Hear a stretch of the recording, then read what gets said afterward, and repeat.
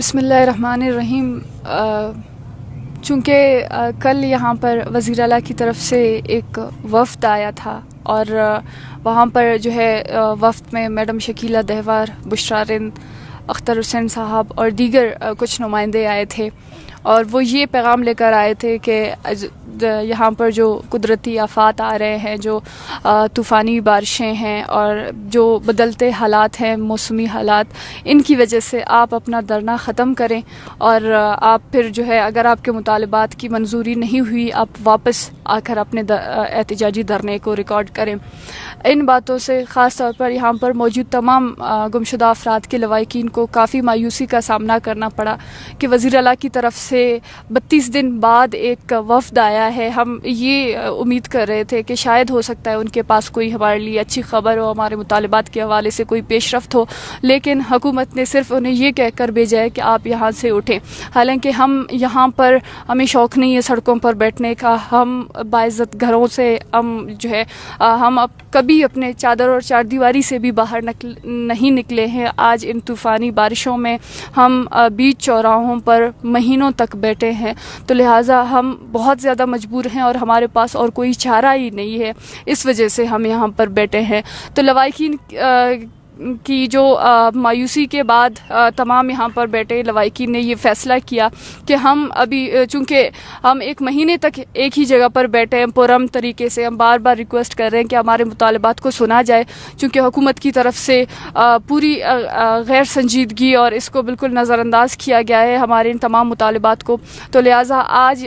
تمام گمشدہ افراد کے لواحقین نے اپنے دھرنے کو وسعت دینے کی کوشش کی، جس میں جو ہمارا پہلا اقدام تھا وہ آج ہم نے جی پی او چوک کو بند کیا، اور وہاں پر ہم نے جو ہے ایک بڑی تعداد میں ہمارے لوگ، تمام لاپتہ افراد کے لواحقین موجود تھے۔ وہاں پر ہمارا مطالبہ بھی یہی تھا کہ حکومت جلد از جلد ہمارے مطالبات پر عمل درآمد کرے۔ تو لہٰذا 8 گھنٹے کے وہاں پر بیٹھنے کے بعد آخرکار ڈی سی شیخ صاحب اور ایس ایس پی عبدالحق عمرانی صاحب آ گئے، اور انہوں نے دوبارہ جو ہے ہم سے بات کرنے کی کوشش کی، جن پر تمام لواحقین راضی نہ ہو سکے۔ تو اس پر جو آخری ان کا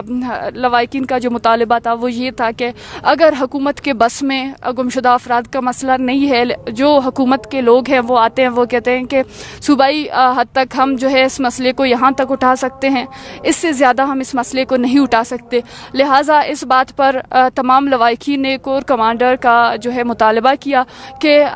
وہ آ کر ہم سے ملیں، ہم سے بات چیت کرے، ہمارے مطالبات پر عمل درآمد کیا جائے، جس پر جو ہے ڈی سی نے ہمیں یقین دہانی کروائی کہ اسی جو ہے بات پر ہم اپنے احتجاج کو اب واپس، جو ہم پہلے گورنر ہاؤس کے سامنے بیٹھے تھے وہاں پر لے کر جائے۔ آج رات ہمیں جو فائنل ایک جواب ہوگی ڈی سی صاحب کی طرف سے کہ ہمارے اس مطالبے پر کتنا جو ہے حکومت سنجیدہ ہوگی، اور ہماری ملاقات کور کمانڈر سے کی جائے گی یا نہیں کی جائے گی۔ اور جو ہماری ملاقات بھی ہے وہ یہ ہے کہ پہلے تو ہمیں جو ہے کور کمانڈر صاحب کو اس حوالے سے انفارم کیا جائے کہ ہمارے مطالبات کیا ہیں، کس طریقے کے ہیں، چونکہ ہم پہلے بھی وزیر اعظم سے مل چکے ہیں۔ ہمیں جو ہے ملاقات میں بجائے اس کے کہ وزیر اعظم ہمیں کوئی جواب دیتے، ہمیں کوئی امید تسلی دیتے، بلکہ وہ ہم سے پوچھنے لگے کہ آپ کے مسائل کیا ہیں۔ تو لہٰذا ہم چاہتے ہیں کہ اگر کور کمانڈر صاحب ہمیں انڈور بلانا چاہتے ہیں تو پہلے اس حوالے سے وہ معلومات حاصل کر لیں کہ ہمارے مطالبات کیا ہیں۔ جب ہم وہاں پر جائیں گے تو جو ہے ہمارے لیے ان کے پاس کچھ ہمیں دینے کے لیے ہو، کوئی تسلی، کوئی یقین دہانی،